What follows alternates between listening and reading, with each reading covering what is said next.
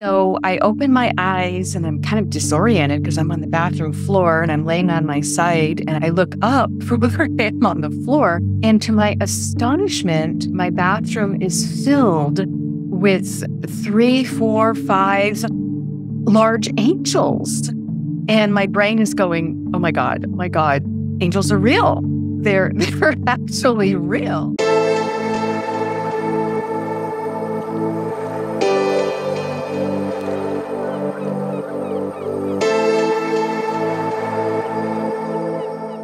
Hello, everyone. Welcome back. And thank you for joining me today. I'm very excited to be here with Wendy Williams, and she's had 2 near-death experiences. She met her angels for the first time while home alone, lying unconscious on the floor, and again the night before surgery. Thank you so much for joining us, Wendy. Oh, it's my pleasure. Of course. I'm very excited to talk to you and learn more about your story. So would you like to start by sharing about your 2 near-death experiences? Absolutely. So what happened, as you mentioned, was I was newly pregnant in August of 97 with my youngest. And just to set the stage for that, we were thrilled. My husband and I, we had an 18-month-old toddler, but we'd also had years of infertility, and I'd had 2 ectopic pregnancies. So it was a very wanted, very exciting pregnancy for us. And I had had just 1 doctor's visit because I was so early in the pregnancy. Everything looked great, according to the doctor, but 2 things were concerning me. And what I was noticing was just a ton of heartburn. And that didn't make sense to me at just 10 weeks of pregnancy. So I'd actually called the physician's office a few times, and they said, oh, every pregnancy can be different. Just take Mylanta. That's safe to take. So I did. And the other thing I was noticing was this recurring vivid dream. And I didn't know at the time, unfortunately, about precognitive dreams, that a dream can be trying to foreshadow something to help us know what might be coming so that we can better deal with it. But I just didn't know that concept. So what would happen in the dream every time, it was the same. And it was this terrible storm out at sea. And I would see this big ship with multiple masts. All the winches and the cleats would just tear off it. All the masts would tear off and the ship would break in 2 and the ship would go down. Well, it doesn't take a brilliant dream interpreter to say, Wendy, pay attention. Maybe your ship's going to go down. But I just didn't know that. I just didn't understand what was happening. So I was working at home. And our nanny was at the park with our daughter with 1 car. My husband's at work with the other car. So I'm alone. And Melissa, I just cannot get comfortable. It's like something's wrong. I'm trying to work. I'm trying to focus, but I have to go lay down. I go in the bathroom. And all of a sudden, I had this feeling of impending doom, which I have never had before or since. And I've heard multiple other near-death experiencers talk about. So again, that foreshadowing. So what happened was I had this searing pain in my abdomen. I actually looked down. I'm like, oh my God, there's like a knife stuck in me. And I passed out on the bathroom floor. And I believe the only reason I came to, I really think I would have just gone home at that point. But there was this insistent male voice that kept saying, Wendy, you've got to wake up. You've got to call for help now, or you're going to go home. So I open my eyes and I'm kind of disoriented because I'm on the bathroom floor and I'm laying on my side and I look up from where I am on the floor. And to my astonishment, my bathroom is filled with 3, 4, 5 large angels. And my brain is going, oh my God, angels are real. They're actually real. And I just didn't know that before. I mean, I wanted to believe in them, but I was more of a casual Christian. And I thought, oh, they're just this, beautiful thing in art and Christmas cards. And wouldn't it be nice if they were real? But I didn't have any convincing belief system about it. Well, it was now very, very real. So Michael, I realized over time it was Archangel Michael speaking to me. So that was like another Wow. level of, Okay. oh my goodness, this is amazing. And he repeated, you need to call for help now. And what I responded was, I understand, because I had felt something rip or tear. It felt like an organ had burst. And I replied, I can't walk. How am I going to get to the phone? And his response was very telling. And what he said was, you just have to be willing to try. And I thought, isn't that a marvelous response to pretty much everything in our lives? So I managed to get up on my hands and knees. I think he was also referring to free will, because it's guides and angels. They've got to feel that we want and need and are asking for their help, is my belief. They're not going to just go around, quote, interfering and fixing things and changing things for us without us surrendering and asking for the help, because it would be a free will violation of our free will. So the moment I got up on my hands and knees with some difficulty, it was just like being lifted. It was like I was gently flown the short distance to the nightstand in the adjoining master bedroom. And I reached up and managed to get the landline, because this was back before the days of, the phone being glued, the cell phone being glued to our hand or our back pocket. And I looked at the phone for a second and I'm thinking, who do I call?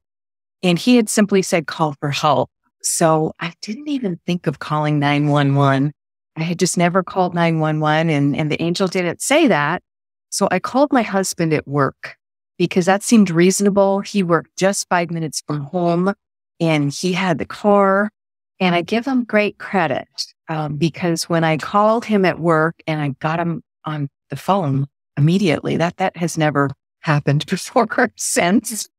So miracles continue. And his only response was, I'll be right home. Because all I said was, I need you to drive me to the hospital right now. Can you do that? And he said, I'll be right there. And just threw the phone down.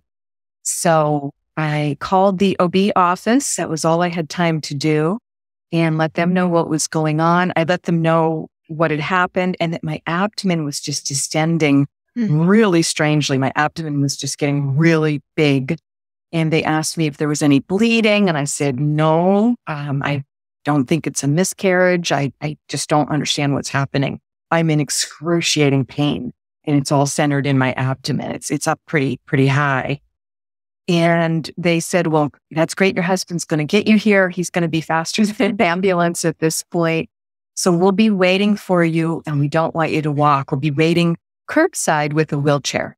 So that's exactly what happened. And again, I was very fortunate because the OB office was right at the hospital. And I didn't know how important that was going to be. So I get whisked up to their office. They try and do an ultrasound.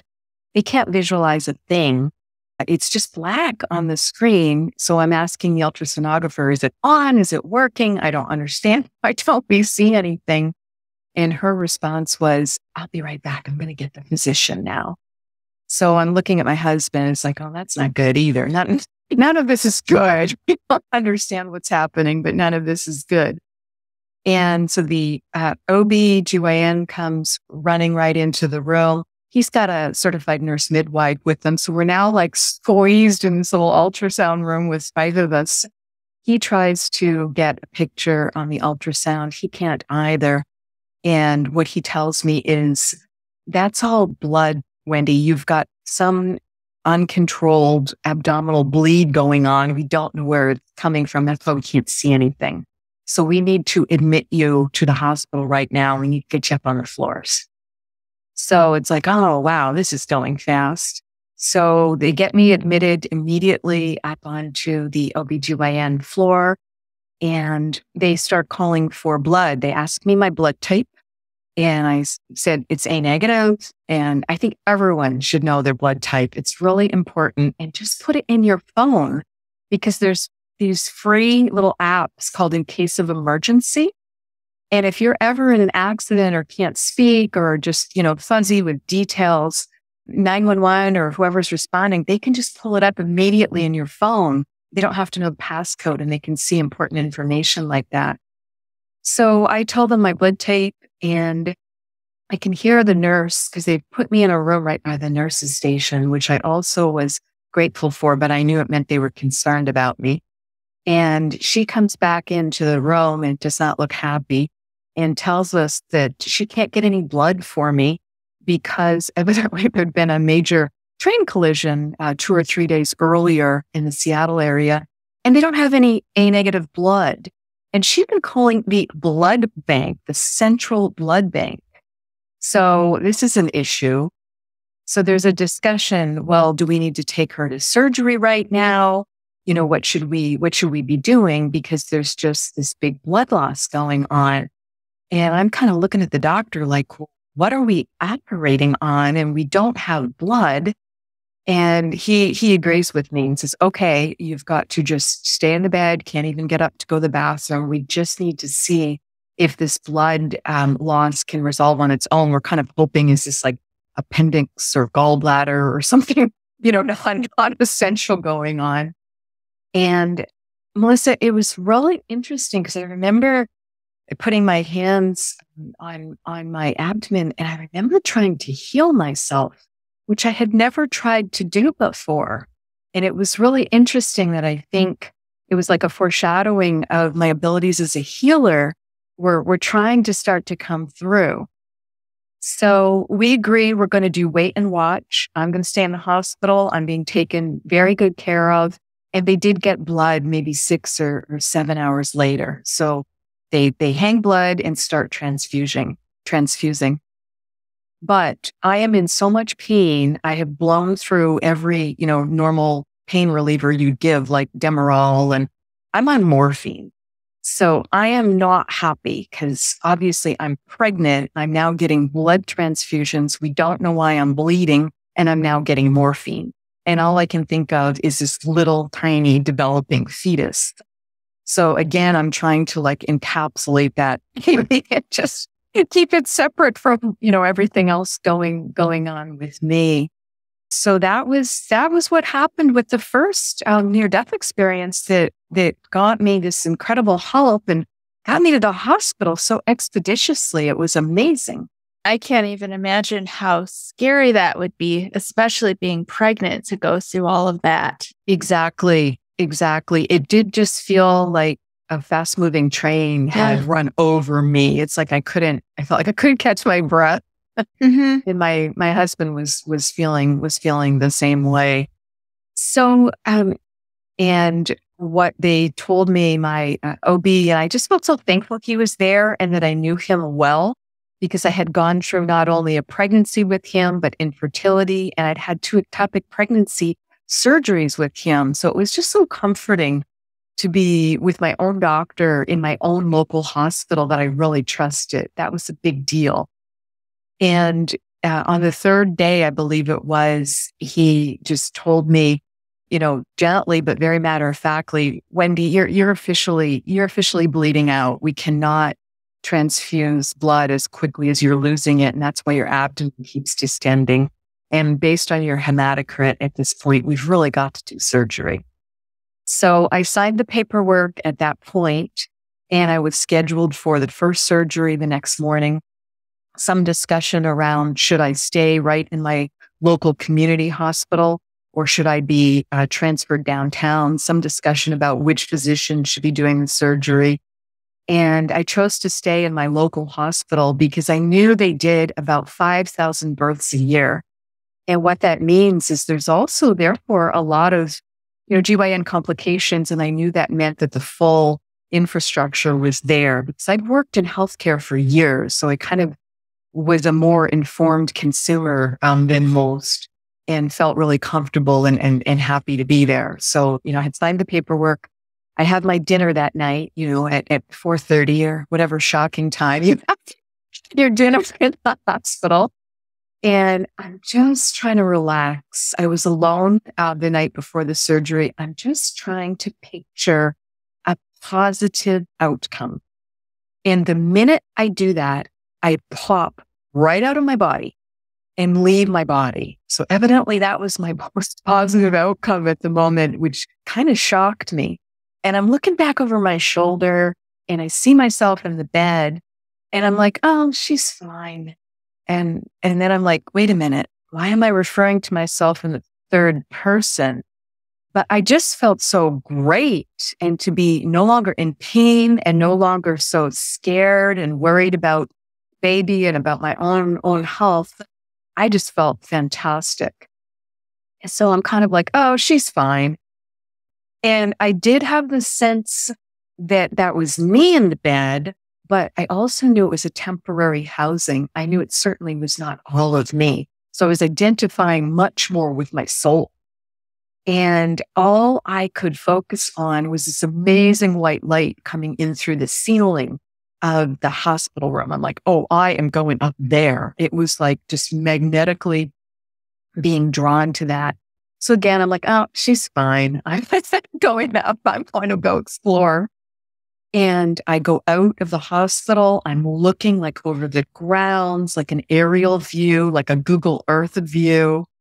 And then I'm like seeing the neighborhood and like the state and the country. And it's like, I'm getting clearly further and further and further away from the earth. And then all of a sudden I kind of put the brakes on and I'm like, oh, please don't make me walk through that long tunnel. Because I didn't know a lot about NDEs at that time. I really had very, very little, knowledge of them, but evidently it had worked its way into pop culture enough in 97 that I believed you went home up to the light through this long tunnel. So the minute I think, please don't make me walk through that, I don't have enough energy. The minute I think that, this beautiful escalator comes in and it is pristine. I've never seen anything like it. I knew it was just for me. There's all this light coming up all around it. So I like flop onto the escalator because I felt like a deflated beach ball. And I remember like holding onto the railing. I felt like I was like, kind of like clinging onto the railing and just going up, up and up. And the moment I reached the top of it and I'm like, oh my gosh, I'm here. I'm home. I'm back with the light. The moment I get to the top of the escalator and I want to rush forward and explore and just be so happy, I'm met by this group of about 20 beings of light. And they included the angels that had been in my bathroom. And I could hear Archangel Michael. He was again the spokesperson. And also all 4 of my grandparents were there, which was super and so amazing to me. Because everyone, other than the angels who were much bigger beings of light, so much more light and energy. But the rest of them were like these beautiful white beach balls with all this sparking energy. And I knew they were soul family. I knew they were soul group. So clearly they'd known I was coming home and they gathered there for me. So I've got all 4 grandparents. Everyone looks the same, but I know exactly who they are. And the telepathy is just perfect as you speak with one another.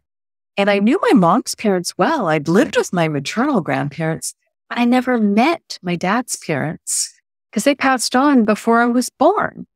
But here they are, and I know exactly who they are. Everyone gives me this big group hug.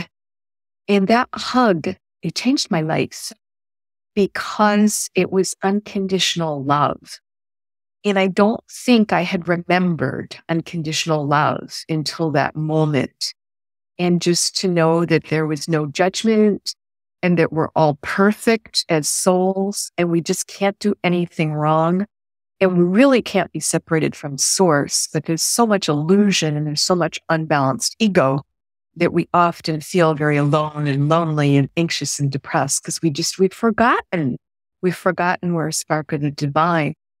So I'm getting this amazing hug from everybody and just want to, like I said, go further and explore. I'm like trying to like jump up and like see over the angels' shoulders because they're so much bigger. I realize they're purposefully blocking me. And Michael, Archangel Michael, speaks again and he says, welcome home. You've done nothing wrong. We're so glad you're here. You're welcome to stay. But if you're going to choose to go back, because you do have the choice and it's your choice, if you're going to choose to go back, you're going to need to decide quickly. And I kind of sensed, well, that body won't be viable. I'm in that hospital bed for very long with me up here as a soul. So, because I knew I had pulled all my energy with me. And what he said was, I can tell you some things to help you make your decision. So I'm just looking at him. It's like, I'm like all ears. And what he said was, if you decide to go back, you will have a successful surgery tomorrow. You will regain your health completely. So that's like, oh, phew, that is like huge. And then the second thing he said was, and your baby will be born healthy. So I could just feel my heart going like, oh, thank heaven. I'm so grateful for that. That's a really, really big deal. So this is all good news until it gets to number 3. And number 3, the kicker is, if you choose to go back, your life will be very difficult, likely for many years, because you're not on your life path. You're not living your purpose. So, Melissa, I'm horrified. I'm like, oh my goodness, what is it? What am I supposed to be doing? What am I not doing? Please enlighten me, tell me, because I was 36 years old and I was really dismayed to hear I wasn't on my path. And he just looked at me and he just shook his head. So it's like, okay, no information there. So I'm looking around at everyone else because I think, oh, come on, there's gotta be a chatty Cathy in the group. Someone's going to tell me or give me a hint. But they just started being really playful. And they're like zipping their lip, or they're like locking it with a key and throwing the key away, or like using duct tape. So I just start laughing. I'm like, okay, I get it. I just need to be really grateful for this experience, these 2 experiences of these 2 NDEs. And I need to be really grateful I'm being given such a respectful choice, and that I'm being given this information that was shared with me, because it is huge. So Michael asked me again, what do you want to do? Do you want to stay at home or do you want to go back? The moment he asked me that, all I could see was like this huge picture, like filled my whole world, of my adorable toddler's face. All I could see was Tara's face with her little brown curly hair and her big hazel eyes and her sweet little face. And I knew I was going to have another baby and I was going to regain my health. So I said, oh, I want to go back. I need to go back for my children.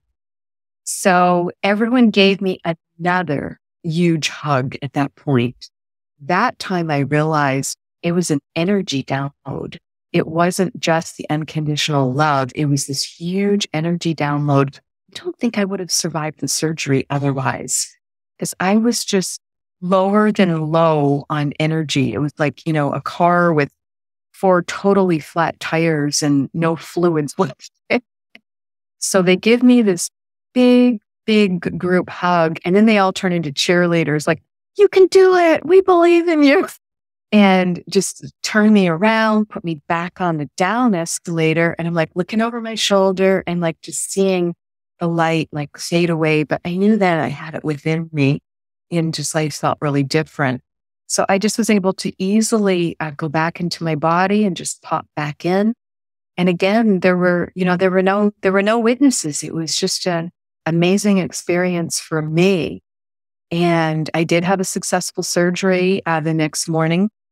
What they found was an aorta had ruptured. It was the fundus, which is the aorta at the top of the uterus. And an aorta rupturing, that's why there was such huge blood loss, because I had just been pumping blood out in the wrong location rather than into my bloodstream. It had all been pooling in my abdomen. And they estimated I lost 3/4 of my blood supply during that week that I was in the hospital. So successful surgery, took a couple hours, get everything surgically repaired. And they must have been doing some sort of imaging aided, because they knew I was pregnant. And they said that the baby, of course, 10 weeks is this tiny little peanut. And they said the fetus was like so far tucked down, like as low as it could be. And they were operating as high as they could in the uterus, which isn't very big at 10 weeks pregnancy. But, they were trying to avoid the fetus. And so have the successful surgery, recover in the hospital a few more days. I go on home to 6 weeks of strict bed rest. And I was just weak as a kitten. I could only walk up the stairs, managed to get upstairs once a day. The rest of the time just had to stay on the ground floor. And we were super fortunate. Our nanny was so amazing and so accommodating because we had a nanny for for Tara, for our little one. And she was helping take care of me because I couldn't take care of me, let alone an 18-month-old. So that's what happened with those two NDEs. Wendy, thank you so much for sharing your story with us. Do you mind if I ask you a few questions? Oh, please. My pleasure. Okay. So in your bio, you talked about how you met your soulmate or somebody that you had a soul contract with. Is that something that you want to talk about? Absolutely. So you would think with these big experiences that, you've been just like open spiritually and your life would be so different. And it's actually not what happened.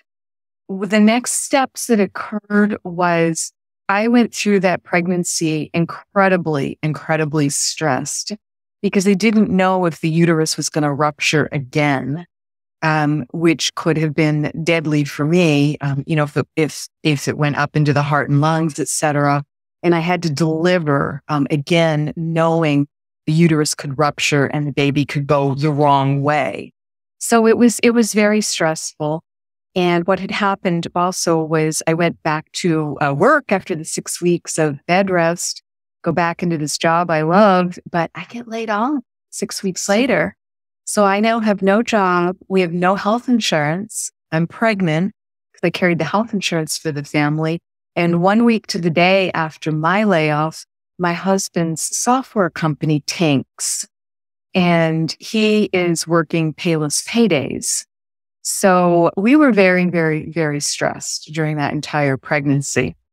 So very, very grateful that what happened. So this was at November of 1997. We didn't know it was a recession. It was a deep, deep recession in the economy at that time. So both our careers went down, and we go through the pregnancy until March. I deliver on March 13th, 1998, healthy baby girl.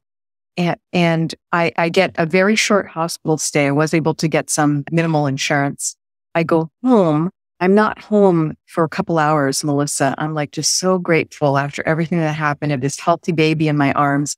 And my husband had just gotten back to work that same weekend. So it was like our life came all back together. But I'm sitting alone at home, nursing the baby, feeling so grateful. And I hear Archangel Michael say, "Your contract with your husband is complete." I about dropped the baby because I know what he means. And he means our marriage is going to end.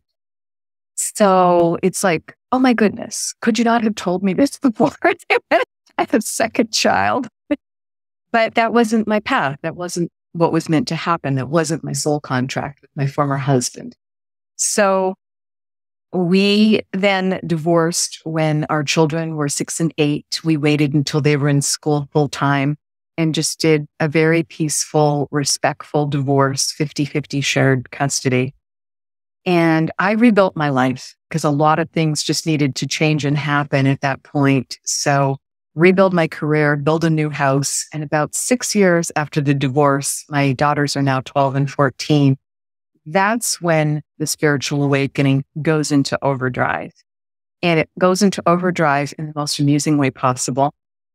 I decide, okay, I'm ready. It's time to meet a nice guy. It's, as I said, 6 years after the divorce, life is going great. And how do you do that? I have no idea. I haven't been on a date in 25 years. I was married for a long time. It's just, and there's been some elapsed time. So I go to younger girlfriends and they say, well, Wendy, you just need to go on Match.com. I'm like, what's Match.com? I have no clue. So they help me put together a profile. And Melissa, the craziest thing happened at that point. I met my primary soulmate via Match. because he puts in his dating profile as the last sentence what match has probably never been used for. And he writes, any woman on a spiritual path, particularly one interested in an LBL, we have to meet. So I'm like, LBL, what's an LBL?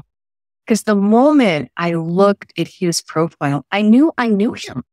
But I'm thinking, oh, it's sometime, in this lifetime, we must have met, casually at like, I don't know, a friend of a friend of a friend, like a party, some casual things. I can't quite place him, but I know him. And he's having the same reaction to me. And so I read that and I Google LBL and I find Life Between Lives, Dr. Michael Newton's Journey of Souls. Oh, wow. And I'm reading about it and I just like light up like, the 60-watt bulb just turned into like a 500-watt bulb. And I ordered the book immediately from the library. It was before the days of Kindle. So much with the wonderful instant order it right now. And it took the two of us about 3 weeks to meet, which I think was meant to happen. Because again, just trying to sync schedules and that sort of thing. And that gave me time to read the book. So by the time I read Journey of Souls and I meet my match, we were meeting for a restaurant at lunch and I'm sitting in the lobby and I'm sitting on the bench, just waiting, kind of looking toward the door, kind of looking around, waiting for him to arrive. The minute he walked in, I've never felt this before. It was like truly like the earth moved. It was like an earthquake. It was like my life was getting on its path and things were just changing. So he walks in and he sees me right away and walks over and I can't stand up. I'm like glued in place to this bench because I'm just feeling so much movement. And he dropped down on his knee in front of me and he's looking right in my face saying, I know you, I know you, I know you. And he kind of like helped me up, took me by the elbow and helped me up. And then it was like, oh, okay, get it together, Wendy. I can walk here. And we walk into the restaurant and we talked for 3 hours. We realized the connection was past lives. We had known each other in many, many past lives. So that was just really blowing my mind because I had never really considered reincarnation and past lives and spirituality. But reading Journey of Souls, it was like reading the answer book to what I didn't know I was missing and was looking for. It was like it filled this void in me that had just been like numb or turned off. So it truly was like a spiritual awakening. It was like all the light started just coming on and I started to make sense of my near-death experiences because I really hadn't known what to make of them. I didn't share that story of them for almost 20 years because I didn't know about IANS, the International Association for Near-Death Studies, and NDEs weren't talked about nearly as much in 97 as they are now. And I just so appreciate people like you who are giving a forum for this because it can really help people understand more of what's going on and help people remove the veil if that's appropriate for them and if it's time for that. So that's what happened. And that's what really got me started. And my match, who became my boyfriend, he was getting ready to go for his second Life Between Lives with a Newton therapist. He'd been studying reincarnation, in past lives and spirituality for about 10 years. So he became a great mentor for me and just got me started. And what happened over time was I then became a past life regressionist because he found the regressionist for me to go to. And going to that first session, that short 2-hour session, I couldn't believe it because I released a lifetime of anxiety. I saw 2 past lives where more and more detail was filling in. It was like, I couldn't believe I took to it like a duck to water because I was pretty type A. I was pretty high strung, high stressed. I had an MBA degree since I was 22.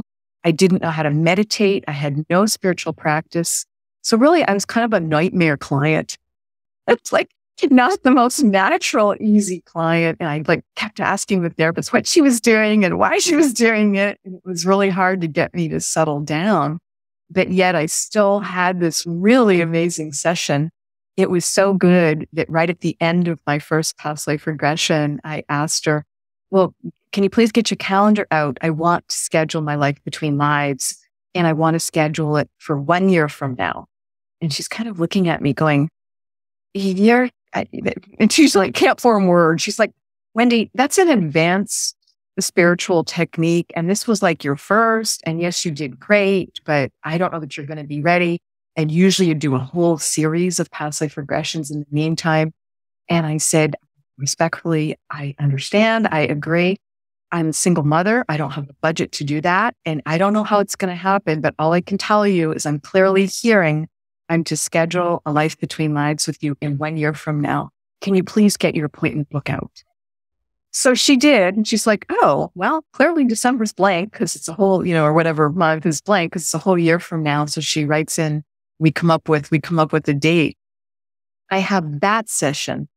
And when I transcribe the audio recording, because I definitely recommend people audio record these types of sessions, because when your higher self and your guides come in, you're in this beautiful altered state, and you may not remember all the detail. And it's just more relaxing. You shouldn't be trying to take notes during the session. You want to just have your session and your experience and just be able to close your eyes and know that it's being recorded for you or record it yourselves. And then you can go back to it. So I transcribed my first Life Between Lives, 65 pages of information for me regarding my life path and things to improve my health, things to improve my relationships, to understand my relationships. And it was just incredible, what that 4-hour session did for me. So everything that Archangel Michael knew that I wasn't ready for as a 36-year-old, clearly I was ready for as a 50-year-old with that much information. The next year, I then had 2 quantum healing hypnotherapy sessions with a Dolores Cannon practitioner.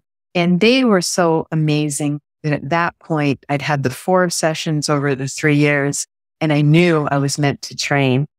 So I knew I was meant to do this work myself because it had changed my life so incredibly, so positively. So I did train. I trained with one of Dolores Cannon's original students, Chris Turner in the UK, had the good fortune to train with him. And then about 2 years after I'd been practicing, I offered my, by then, former boyfriend that I'd had so many lives with, I offered him a session because he had so much physical pain. He'd been a professional athlete. He'd broken his neck and he had a lot of physical pain, and he didn't want to take pain relievers for it. He didn't want to take painkillers. So that's just masking it. I know I need to get to the source. I know I need to get to the origin. So that became my first book. That session with him became Regression Healing 1. Just, blinded his identity. And he said, yes, go ahead and share it. This is really important information to know, for people to know that they don't have to be in that type of pain, whether it's physical or emotional, because we can find the lifetime of origin and release the pain and reframe what went on. Often it's about forgiveness. He had not forgiven the 2 people that had harmed him. And that's what was causing all this pain to bubble up in him this lifetime. And I think, frankly, he created a lot of those experiences, because I do feel that we create and co-create our lives. We're not martyrs. We're not victims.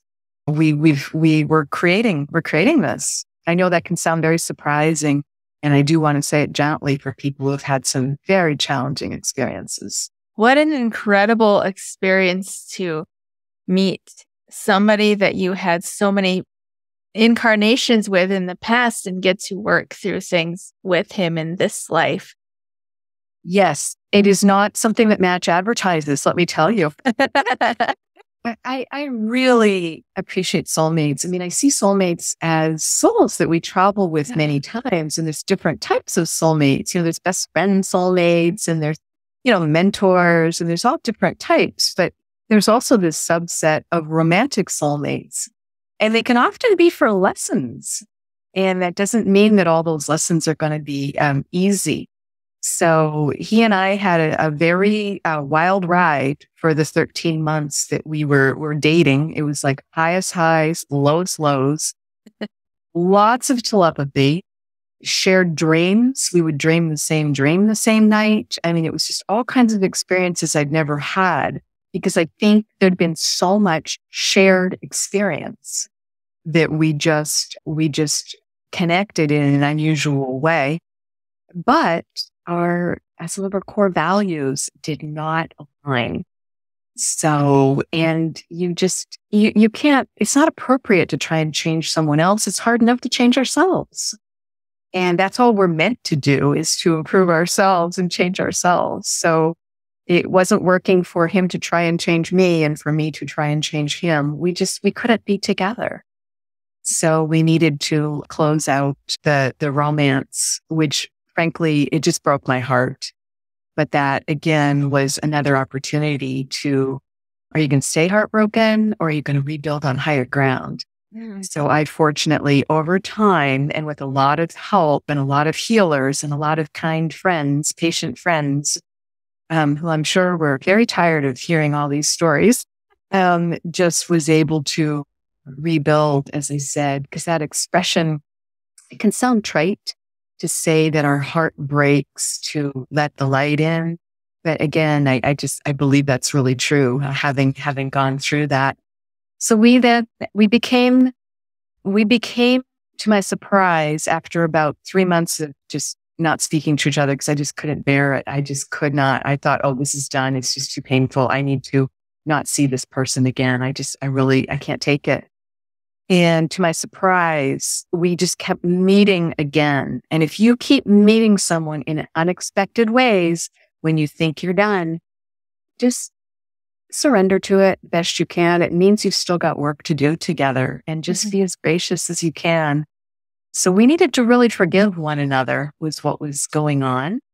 And he needed to forgive those who'd caused him such pain. And I needed to forgive him and stop judging him. And we just needed to up level. So we then spent about 8 years as a very specific type of friend. And we were spiritual seekers together. So that's what, as I said, that's what inspired me and got me to move into the past life regression training. I became a certified spiritual teacher. I became a Reiki master. And I went for so many different types of healing sessions because I was trying to unweave and understand what he and I needed to do together and why we weren't able to succeed as romantic partners. So the astrology reading told me, the numerology told me, it just, came through again and again and again. And finally, we just started to have some sense of humor. Or I had my sense of humor restored because when it's hurting so much, it's like, it's hard to find your sense of humor. But over time, when I started to just, burst into laughter, when I go and try and have a healing session, I'm not asking a thing about him. I'm like, just there for me. And the person's like, well, who's the man that's like right in your field? And are you married? Are you dating someone? I'm like, oh, brother, here we go again. What do you need to tell me? So we sorted things out, and I was just really amazed by it and proud of us both because we both really grew through that process. And then what started presenting, because I was able to start to discern our soul contracts. When you can start to figure out your soul contracts with people, life gets pretty amazing. And I was able to determine, because I'd learned to meditate, I'd learned to do so many types of energy practices. I learned my contract with my former husband was to have a long-term marriage that we would both grow from immensely and to have beautiful children together, children plural. Which explained why the moment the second baby was born, I was told your contract with your husband is complete. And with the former boyfriend from Match, the first contract was for him to wake me up spiritually. Well, oh my goodness, isn't that wonderful? And isn't that obvious? Everything I've explained, but I didn't see it coming. I didn't know that was going to happen. And his second contract with me was to break my heart repeatedly until I stood in my power fully without abusing it. Wow. That is a brilliant contract, but not a fun one, obviously. So it helped me resolve all my own heartbreaker karma, because I had been a heartbreaker in many past lives. So you can imagine how romances were just a wound for me in this lifetime. I really cared about them. I tried to do everything right, and they just were really very challenging, very difficult. So getting to be able to shift that was amazing. And I was not standing in my power fully because I had multiple counts of karma for having abused my power in the past. So I wasn't really stepping to the plate this lifetime. I was just not doing enough to come out publicly to help others. I was just being very super shy about it all and just not stepping to the plate. So he would just keep pushing those buttons and I would get my heart broken again. I'm like, wait a minute. Oh, wow. I need to be taking control of this. I need to be doing more. I need to be helping more people.